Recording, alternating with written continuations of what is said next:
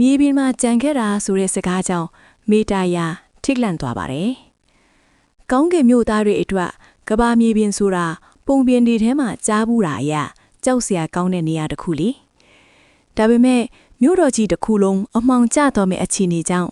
မေတ္တာရာဟာတက်တီမွေးပြီးတိမ်တိုက်လေကားတာနဲ့မြေပြင်ပေါ်ကိုဆင်းသက်ခဲ့ပါတော့တယ်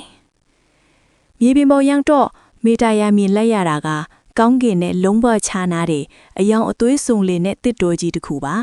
။အဲ့ဒီမှာသူဟာအတောင်ပံတစ်ဖက်ကျိုးနေရဲ့ဖိုးလန်လို့ခေါ်ရဲ့မြေခွေးလေးတစ်ကောင်နဲ့ဆုံခဲ့ပါတယ်။မင်းငါ့ကိုကူညီနိုင်မလားလို့မေတ္တာရာကမေးတဲ့အခါဖိုးလန်ကမျက်မှောင်ကျပြီးပြန်ပြောပါတယ်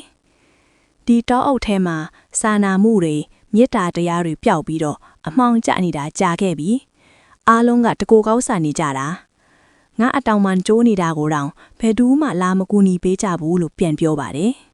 ။မေတ္တာရာဟာဖိုးလန်ကိုတနာသွားပြီးသူ့ရဲ့အလင်းမဲ့နေတဲ့မှော်တို့တန်လေးနဲ့အတောင်ပံကိုအသားအရာထိတွေ့လိုက်ပါတယ်။အဲ့ဒီအချိန်မှာပဲမေတ္တာရာရဲ့ရင်ထဲကနေနှွေးထွေးလက်ခံစားချက်တစ်ခုဖြစ်ပေါ်လာပြီးမှော်တို့တန်လေးကနေဖြိုတော့တဲ့အပြရောင်အလင်းလေးစော့တင်ထွက်ပေါ်လာပါတော့တယ်